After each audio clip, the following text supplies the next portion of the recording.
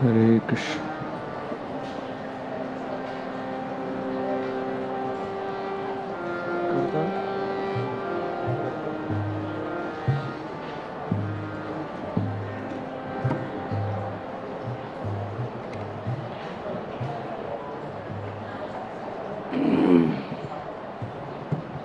Hare Krishna. Jayo Radha Madhava Kunja Bihari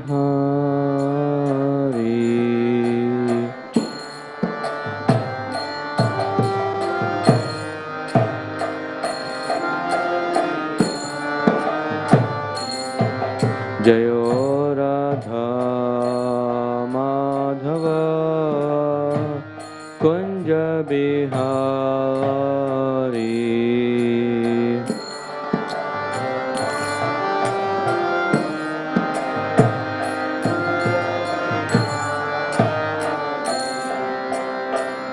Gopi Janavallabha Girivardhari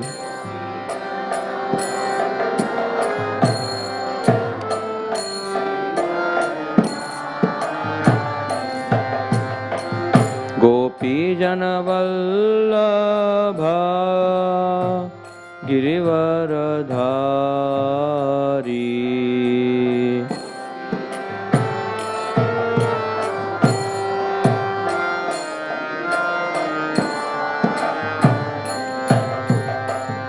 Yashodanandana Braja Janaranjana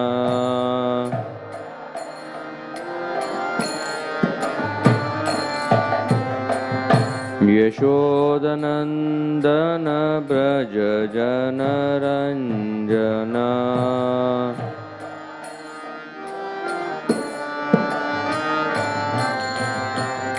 Yamuna Tira Vanachari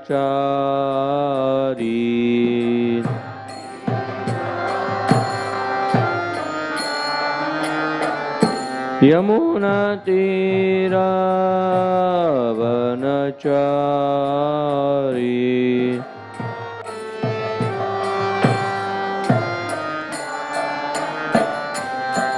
Jayo Radha Madhava Kunja Bihari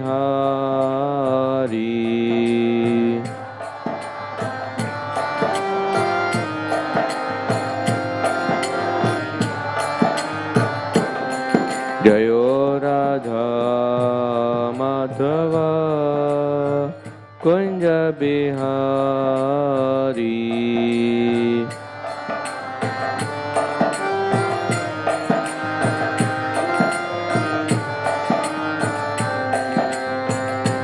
Hare Krishna, Krishna Krishna, Hare Hare, Hare Rama, Rama Rama, Hare Hare.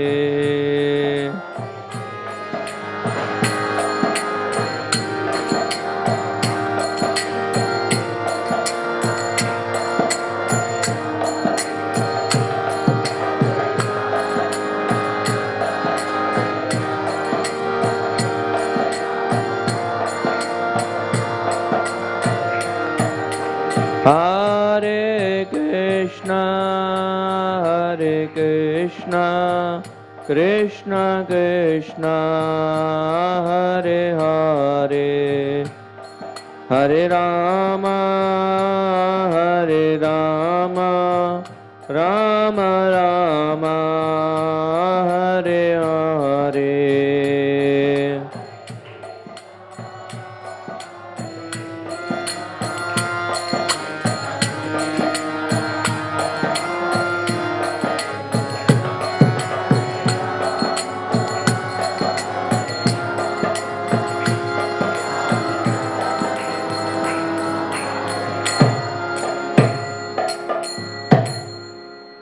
जयो विष्णुपाद परमहंस परिव्राजकाचार्य अष्टोत्तर श्रीमद् अभय चरणारविंद भक्ति वेदांत गोस्वामी प्रभुपाद की, ISKCON BBT founder आचार्य प्रभुपाद की, ग्रंथराज श्रीमद् भागवतम की, समवेद गौर भक्त वृंद की, इटाय गौर प्रेमानंदे.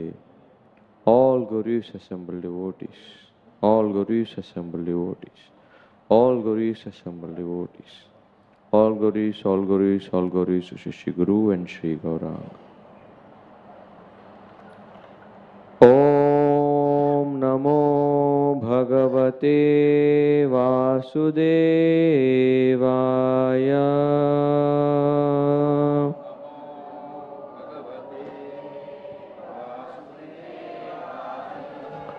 Om Namo Bhagavate Vasudevaya.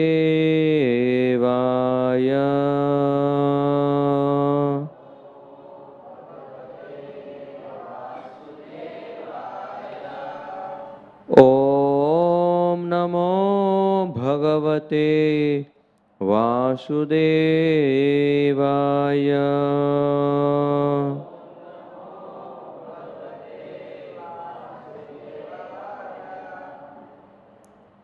We're reading from Srimad Bhagavatam, Canto 2, Chapter 7, Scheduled Incarnations, Text number 7. Kamam dahanti kritino nanurosha drishtya.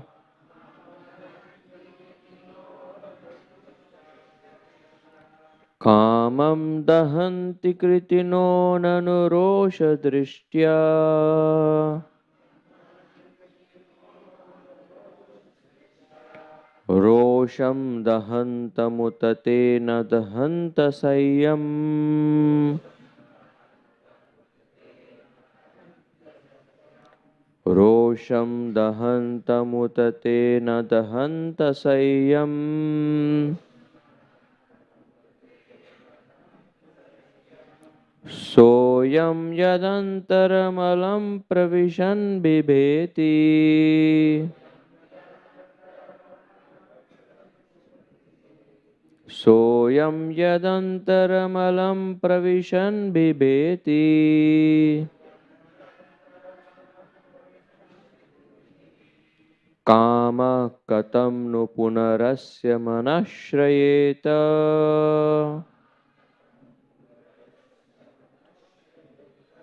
Kama katam nu punarasya manashrayeta.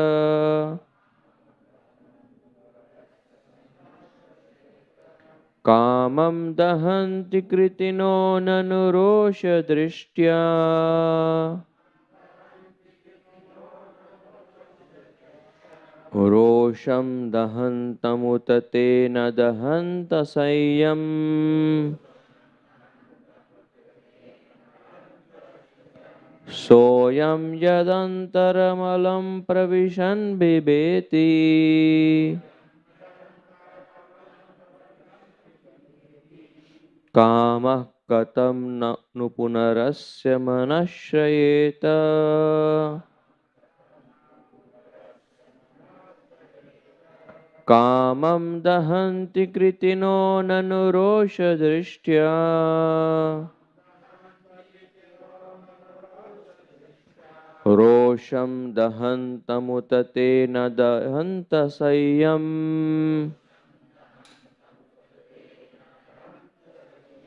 Soyam yadantaramalam pravishan bibheti.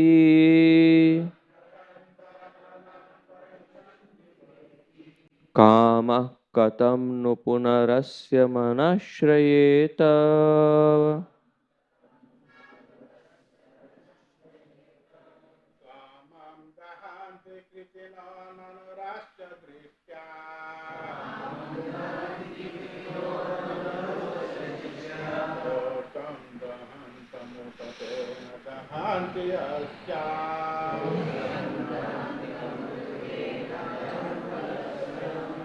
Soyam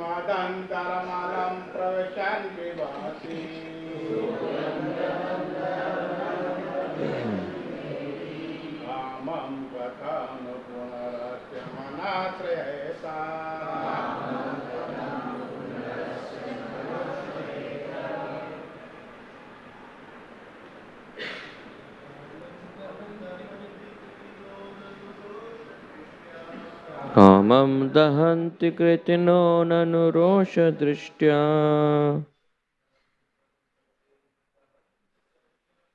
रोषं दहन्तमुत तेन दहन्त सह्यम् सोऽयं यदन्तरमलमं प्रविशन् बिभेति कामः कथं नु पुनरस्य मनश्रयेत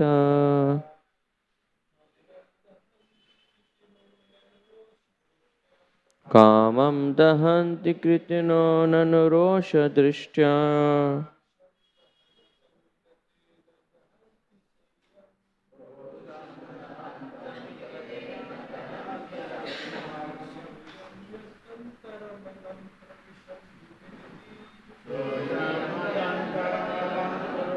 बिभेति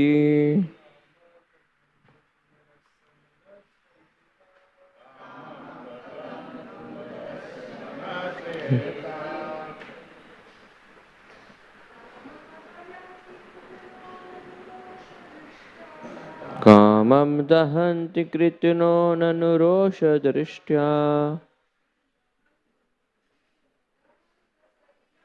रोषं दहन्तमुत तेन दहयन्त सह्यम् सोऽयं यदन्तरमलं प्रविशन् बिभेति कामः कथं नु पुनरस्य मनश्रयेत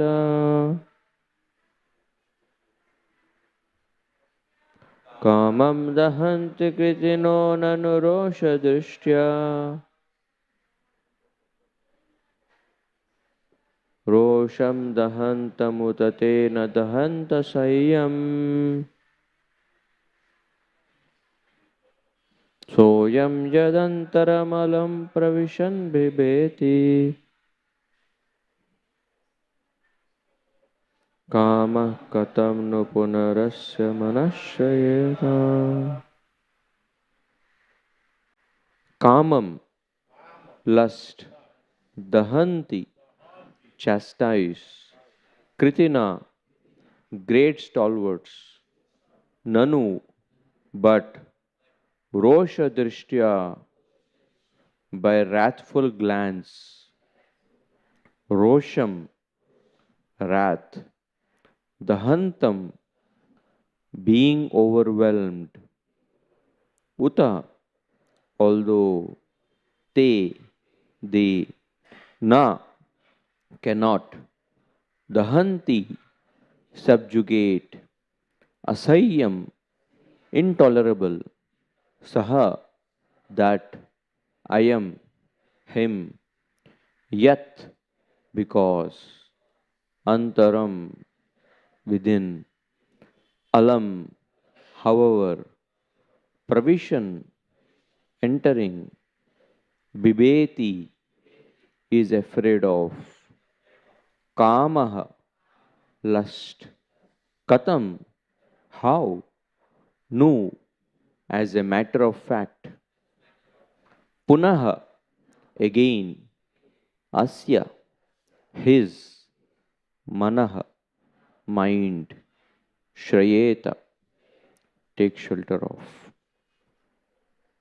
Srila Prabhupada's translation and purport.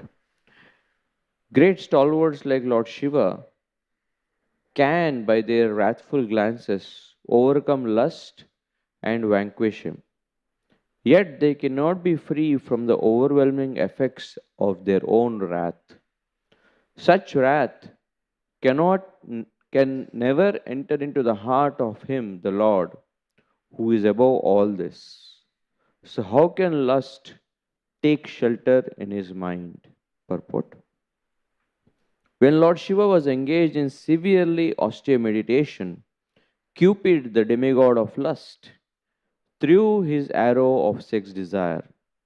Lord Shiva, thus being angry at him, glanced at Cupid in great wrath, and at once the body of Cupid was annihilated.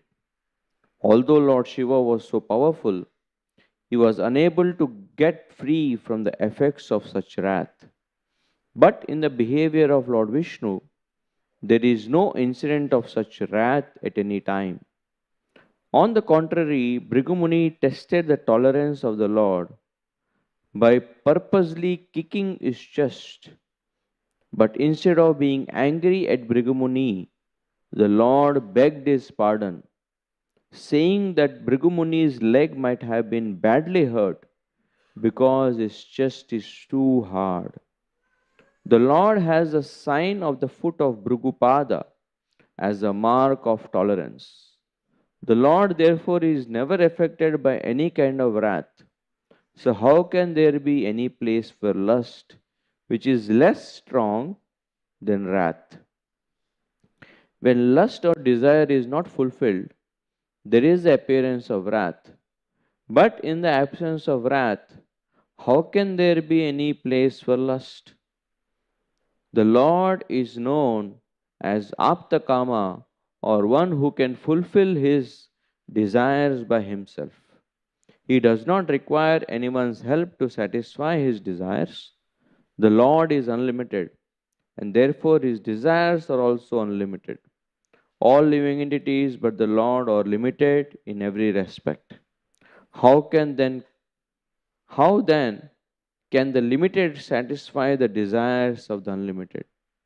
The conclusion is that the absolute personality of Godhead has neither lust nor anger. And even if there is sometimes a show of lust and anger by the absolute, it should be considered an absolute benediction. Om Ajnanatimirandasya Jnananjanashalakaya Chakshurunmilitam Yena Tasmai Shri Gurave Namaha Shri Chaitanya Manobhishtam Sthapitam Yena Bhutale Swayam Rupa Kadamayam Dadati Swapadantikam Vandeham Shri Guruhu Shri Yutapadakamalam Shri Gurun Vaishnavamsha Shri Rupam Sagrajatam Sahagana Raghunathanvitam Tam Sajivam Sadvaitam Savadutam Parijana Sahitam Krishna Chaitanya Devam Shri Radha Krishna Padan Sahagana Lalita Shri Vishakhanvitamsha He Krishna Karuna Sindhu Dinabandhu Jagatpate Gopesha Gopika Kanta Radha Kanta Namostute Tapta Kanchana Gaurangi Radhe Vrindavaneshwari Vrishabhano Sute Devi Pranamami Hari Priye Vancha Kalpatarubhyascha Kripa Sindhubhya Evacha Patitanam Pavanebhyo Vaishnavebhyo Namo Namaha Shri Krishna Chaitanya Prabhu Nityananda Shri Advaita Gadadhara Shrivasadi Gaura Bhakta Vrinda Hare Krishna Krishna Krishna Hare Hare Hare Rama Rama Rama Hare Hare Kamam dahanti kritino nanurosha drishtya rosham dahanta mutatena dahanta sayyam soyam yadantaramalam pravishan bibeti kama katam nu punarasya manashrayeta. Great stalwarts like Lord Shiva can by their wrathful glances overcome lust and vanquish him. Yet they cannot be free from the overwhelming effects of their own wrath. Such wrath can never enter into the heart of him, the Lord, who is above all this. So, how can lust take shelter in his mind? Hare Krishna. Welcome all the devotees for today morning Srimad Bhagavatam class. Seek the blessings of Srila Prabhupada, Srila Gurudev, and all the assembled Vaishnavas that I can serve the verse.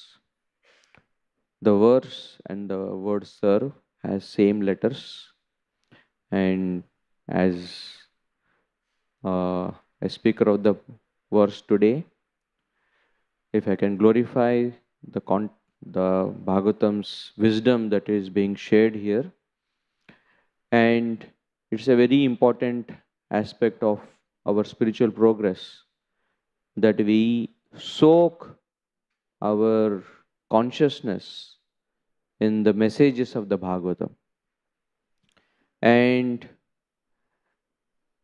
when we don't soak our consciousness in this beautiful wisdom, then all that we see is the external struggle, the difficulties, either on the spiritual path or the temptations that tend to tell us that the world outside, the happiness outside is better than what we are getting here.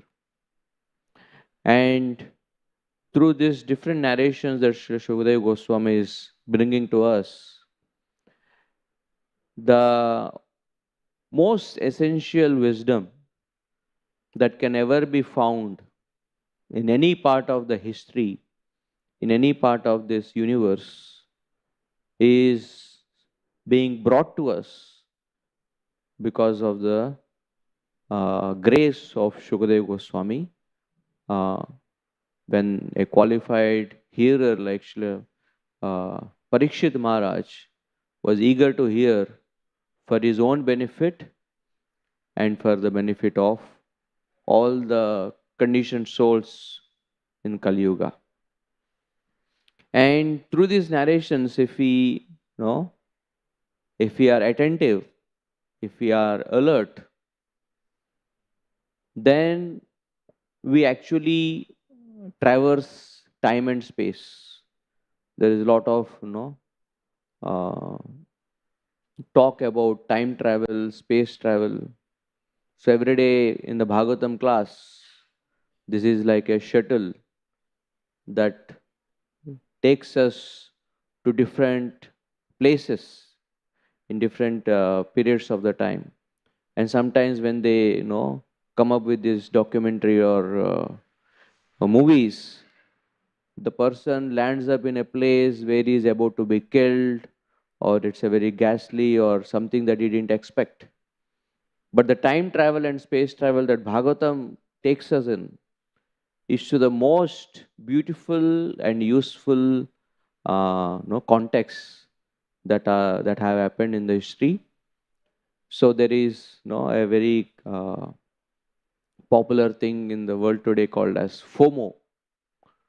FOMO is fear of missing out. So when people post on Facebook or Instagram that I've been here or I've been there, I've been in this event, so people that are seeing this, they don't develop appreciation, they develop FOMO, that, oh, I'm missing this out. But the true FOMO should come when we miss the Bhagavatam class, when we don't hear these narrations, because we miss out on this beautiful wisdom, on this travel that the Guru Parampara takes us. So here the particular context is where the different incarnations, the scheduled incarnations, the Lord follows the schedule, where like the Bhagavatam has a schedule, we have a schedule for the morning program. Also the avatars that come, they come in for different purposes throughout the universe. And in the midst of the different description of different avatars that are going to come, that have come. So the previous one, which Sanketan Prabhu discussed yesterday beautifully, was the avatar of Naran Rishi. And Naran Rishi are the incarnation or avatar of tapasya, of penance. And they are doing this at Badrikashram. And Prabhuji was mentioning that how usually we do tapasya, for getting some benefit for our own self. But the Lord has everything. Why does he need to do tapasya? But he is doing tapasya for our benefit. And to set that example, that how true satisfaction doesn't come in unrestricted sense gratification, but in restricting ourselves and focusing on the higher purpose and on the Lord. So when Naran Rishi are performing this tapasya in Badrikashram, Indra becomes insecure. Indra thinks that maybe they are doing this to take my post. And this is a normal thing in social context when somebody is excelling, somebody is becoming good at something in the office. Then the other colleagues, they start to become insecure that maybe this person. Recently met one of the CEOs of a company. She changed her post. She shifted to another company. And all this is because she was so good at work that all her employees thought that she's going to become her boss. Her boss, the director of the company, thought that she'll take my post. So she was politicizing from the bottom level, from the top level, to somehow make her life difficult. And then she could not stay anymore, although she was good at work. Therefore, our Rasikraman Prabhu has this book, smart. What is it? Being smart at workplace. So one is to be good at work, but another is to be good at workplace to deal with people. So in the universal setup, Naran Rishi in Badrikashram, they are doing tapasya, and Indra becomes insecure. Indra sends the distraction of sexual enticement through different apsaras. And Naran Rishi, as Prabhupada mentions that, they are the creators of this world, Lord Vishnu himself. And they have no lust in them to be invoked. If there is a lust, it can be invoked. But when there is no lust, how can you invoke? So all that is invoked in Naran Rishi by seeing these damsels, heavenly damsels, is compassion. And they themselves, from their thighs, they produce apsaras. And that's why, Urvashi gets her name, one who came from the thigh of Lord Narayan. So Uru is thigh, and from whom she has come. Because our Sudama Prabhu has another meaning, definition of Urvashi, that which we keep on our lap, and that is called as laptop. So sometimes that becomes our Urvashi. So he produces much more beautiful damsels than what Indra has, and he gives them as gift, and has no attraction. And this beautiful line Prabhupada says that the confectioner, one who's making the sweets, has no attraction for the sweets. Even our cooks, our devotees, when they cook, they're also serving many times. And if you ask, why you have cooked so hard, why don't you sit and no? In cooking only, many times you are so fulfilled that you don't have any more desire to personally taste.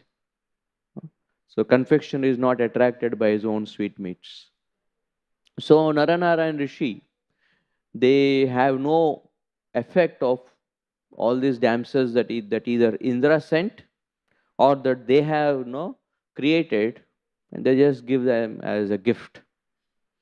And to glorify and to show that Lord Vishnu is not like any other living entities. A prime example is being quoted in this verse. This verse is not describing any avatar, but it is just strengthening the position, the glory of Naranara Rishi. So therefore, they give the most closest example or the personality that is there to Lord Vishnu is Lord Shiva. And Lord Shiva is known as Mahadev.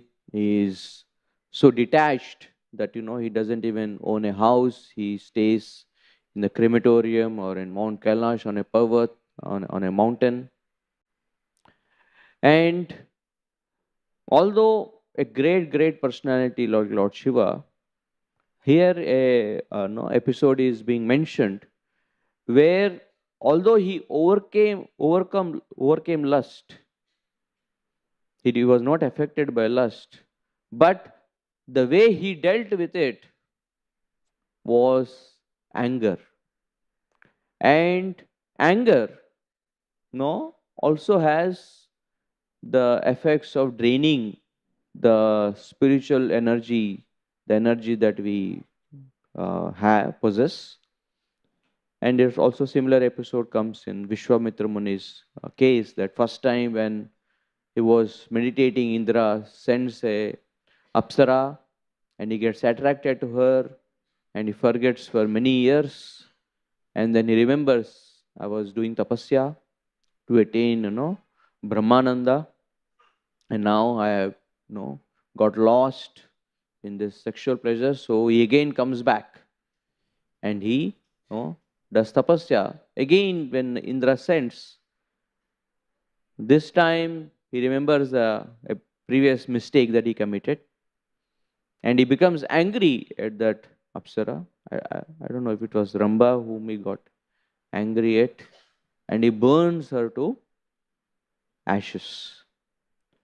But again, he sees that in his spiritual barometer, in his spiritual account, even more, no, there is uh, credit. The credit is lost. Even more credits, spiritual credits that he has accrued, have been lost than the lust. And so therefore, lust, attraction, attachment, or the opposite side, aversion, both have the effect that they drain our spiritual strength. So here in that episode is being mentioned. So I just want to uh, briefly narrate what had happened, that how did this happen. So there was a demon called as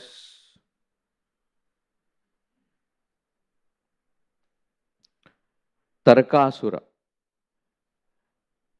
uh, if you translate it in English, Tarakasura means the demon of logic. Sometimes it also affects us that because of too much logic, we are not able to experience the magic of Krishna. That why just by chanting Hare Krishna, you can, get liberated, or what is this? No marble structure, how can it? So sometimes we are also overcome by Tarakasura. So Tarakasura, he was a very powerful demon, and he could only be uh, subjugated, killed by Lord Shiva's son. And that time Lord Shiva has not yet married. He had no interest in marriage. And all the devatas were thinking, if Shiva doesn't have a son, how can we how can this Tarakasura be conquered. So therefore, the two narrations. One is Parvati tries to go, and Sarvati was already very much in love with Lord Shiva, and she wanted to marry him. And internally, Cupid was trying to shoot the arrows of lust, kama, to in the heart of Shiva. The Cupid carries a bow of sugar cane. So sugar cane is the uh, Cupid's bow. So sometimes it is known that sugar also is it induces more desires, more cravings.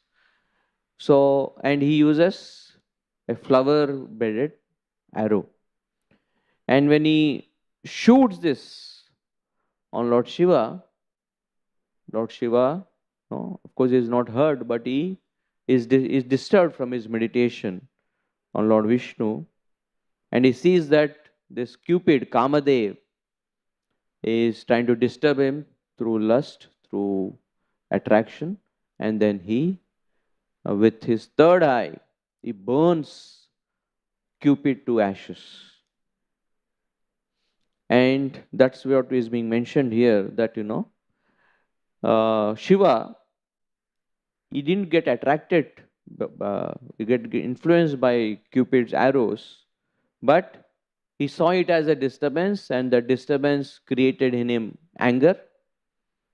Often we get angry when somebody doesn't obey our plan, somebody disturbs our plan, our peace. That is a T-shirt, very popular T-shirt. Don't disturb, already disturbed. So when we are disturbed by someone, it creates anger. And so Lord Shiva got angry, and then the Hantam, he burnt externally Cupid, but internally also it affected him. The meditation that he was in was disturbed, and it took again time to again refocus.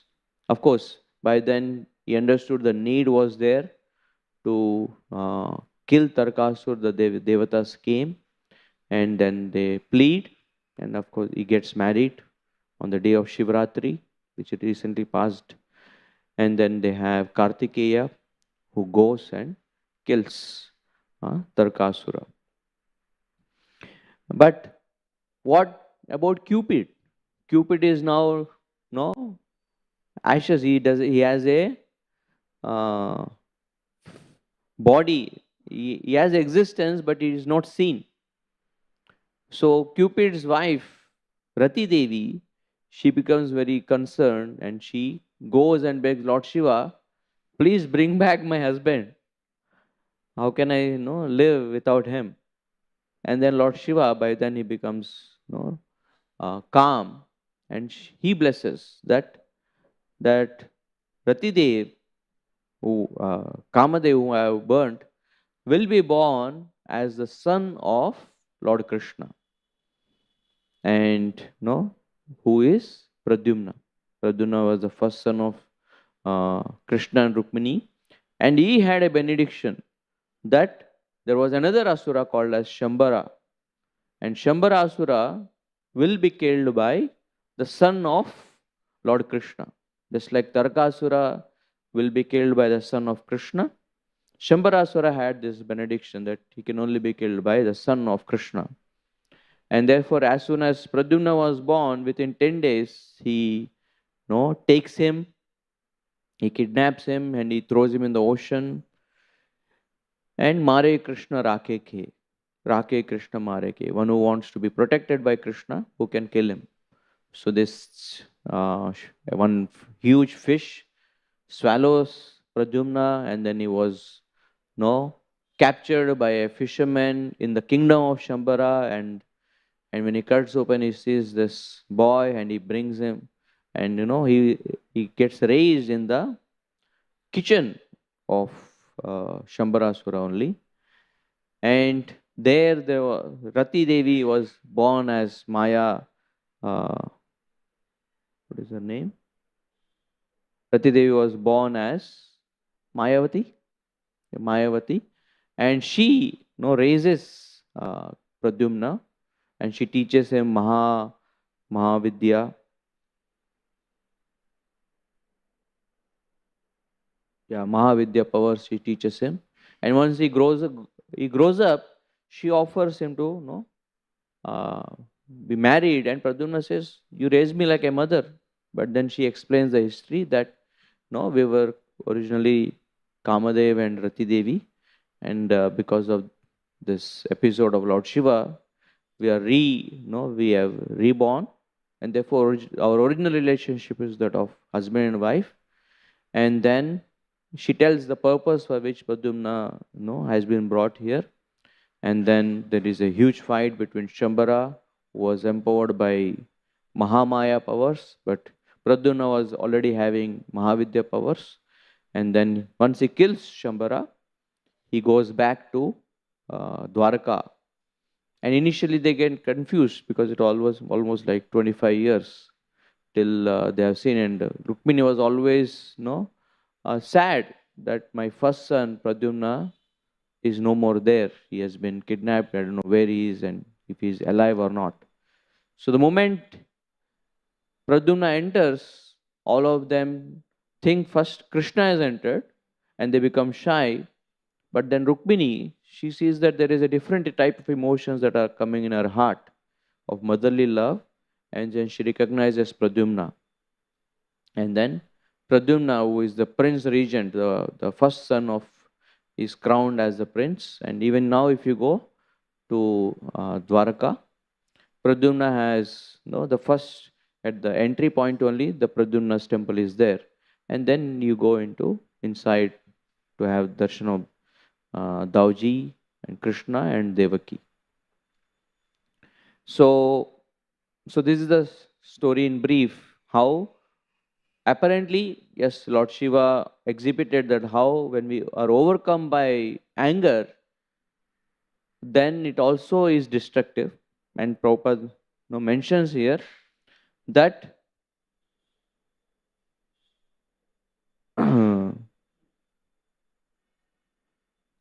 exact line.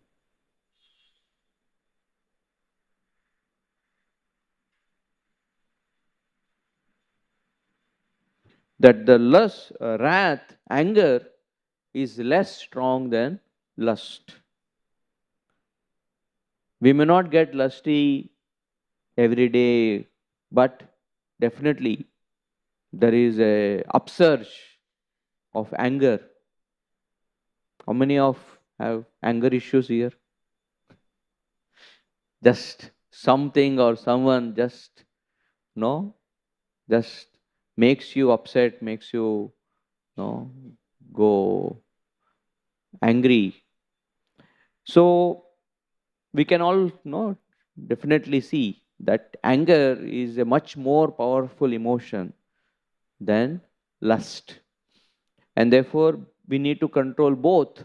And the path of karma, which is a path of fulfilling our desires, fulfilling our uh, the trouble with the path of karma yoga is that as we are using resources, the uh, the danger is that of attachment. We may get attached and we may not leave those. We may start to think that these tools, these facilities are more important than the purpose for which I am using these facilities. Somebody may get a home to serve Krishna, but then they may get so busy in fixing the home issues that their consciousness may be less on Krishna and more on maintaining the home or a temple or a center. It happens. And in the Jnana Marga, no, it is about detachment. But along with detachment, a corollary, a natural byproduct is a disdain or hard-heartedness, that you become insensitive. because you have to be insensitive to or no neglect your own feelings, emotions. You also tend to portray that on the outer world, and you become insensitive, negligent of others' feelings. So there is hard-heartedness that can come. But in the path of bhakti, which is that you are restraining yourself, you're strict with yourself, but at the same time you are concerned, you are sensitive to others, and your heart is not hard. So I was hearing some classes on these verses by different devotees, and there was one class that was given by Sridhar Swami at Juhu, uh, and beautiful class in which he explains that how do we overcome anger, this element of anger. No, it's uh, it's something very commonly that is aroused even in devotional circle, that even with devotees, if somebody doesn't if somebody serves us more than what we need, we can get angry. Somebody just pulls us into the kirtan but more aggressively than what we would like, we can get angry. Somebody doesn't, we tell someone to do something and he royally forgets it, we can get angry. So many, instances of anger even while we are serving Krishna. And we can know it definitely does contaminate, disturb, distract us, drain us. So the antidote, as Sridhar Swami mentions, is that the reason we get angry on anyone is because we don't have enough love for that person or for Krishna.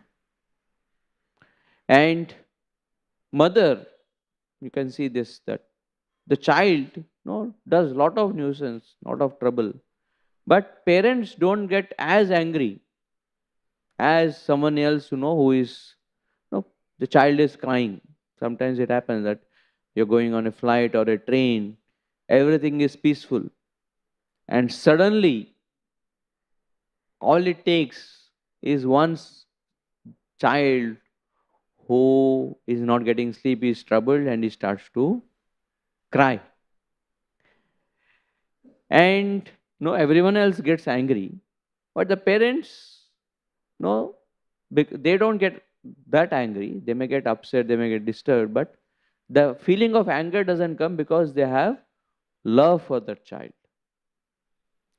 And when love element is missing in our dealings, then anger element can come very easily. And therefore he was telling that if we develop love for the Vaishnavas, love for Krishna, love for the service, then we'll be able to overcome anger. And the way to develop love is to serve the Vaishnava seva. And therefore, we're saying that the best way to overcome our anarthas, lust, anger, greed, is to do Vaishnava seva, is to serve the Vaishnavas. And he was mentioning this was a class that was given just before the 25th anniversary of Juhu, 2002, I believe, 2002, right? Any of devotees that were experienced that? Sri Chaitanya Prabhu, somehow I was just coming into the bhakti, I was there. Beautiful occasion. And at that time, uh, Giriraj Maharaj, who was long-standing president who was taking care of Juhu, because his health became so bad that he had to go to West and he could not come. There was some heart attack or some big issue because of which he could not travel.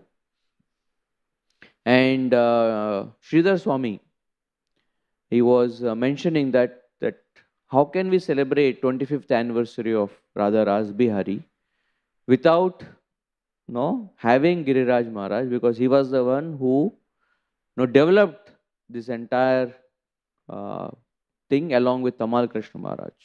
Although poles apart in their working style, Giriraj Maharaj and Tamal Krishna Maharaj, because of love for Srila Prabhupada, they were best of the friends, and they were conceiving this, and how to take Juhu ahead. And by then, because of that accident, Tamal Krishna had already left the world.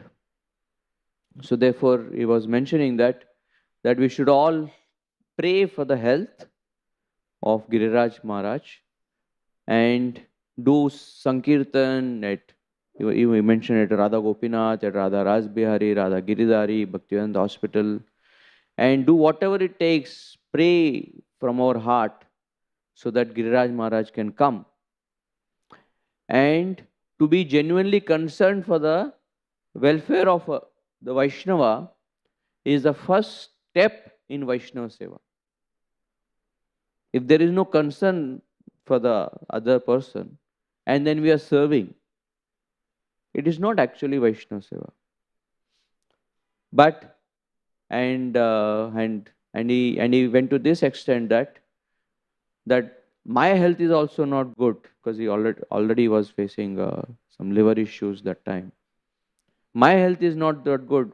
Otherwise, I would have prayed to Krishna, take my health and give it to Giriraj Maharaj, so that he can come. Even if I'm not there, it is okay.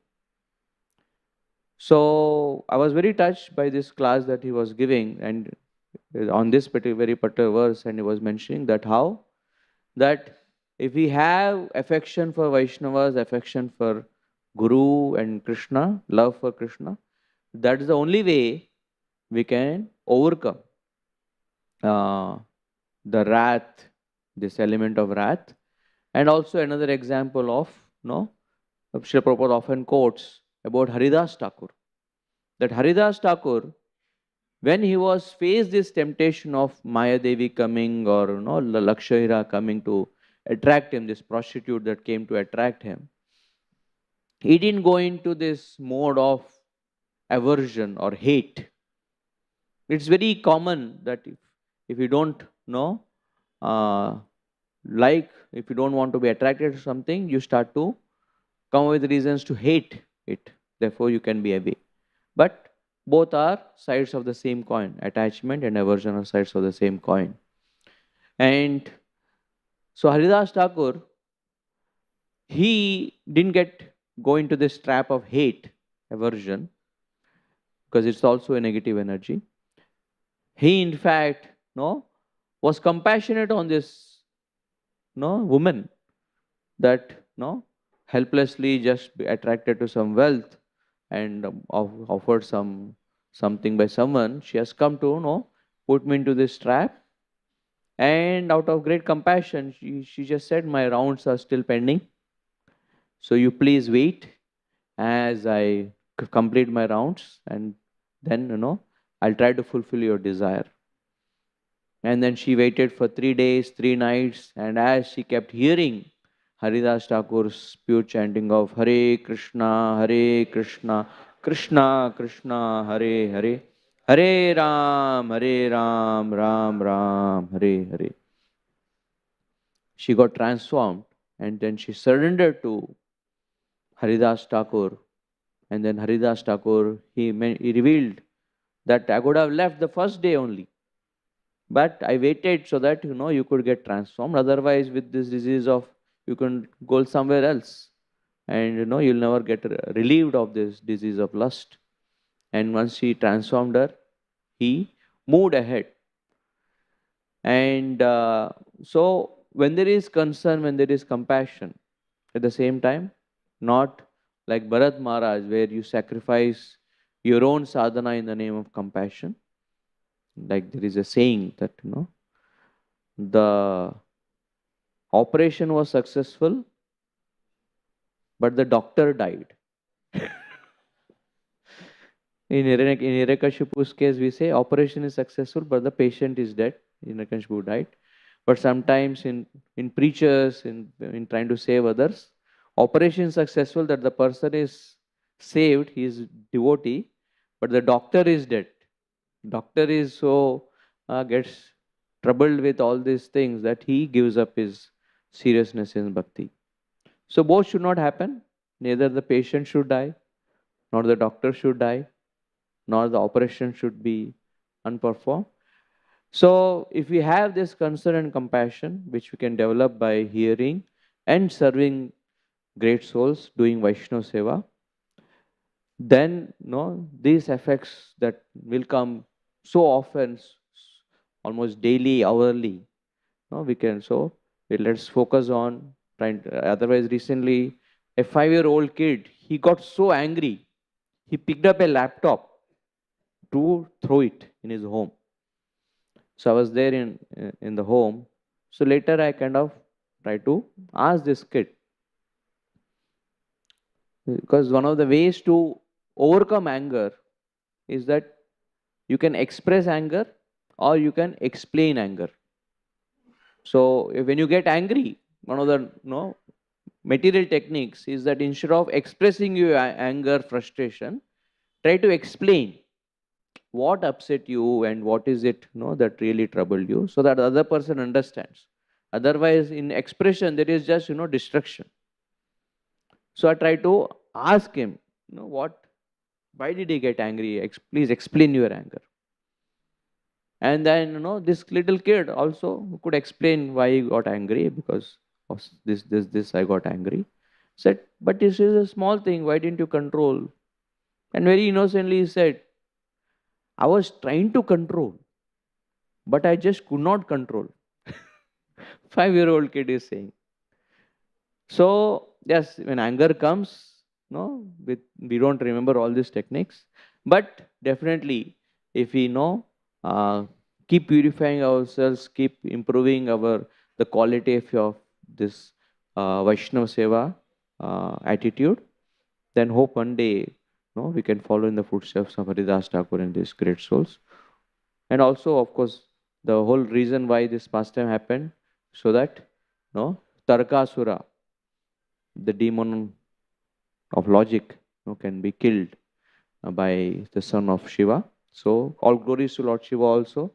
We don't minimize his position, but great souls also show that even they can be overcome, so that we don't excuse ourselves from sincerely taking shelter of the process of bhakti.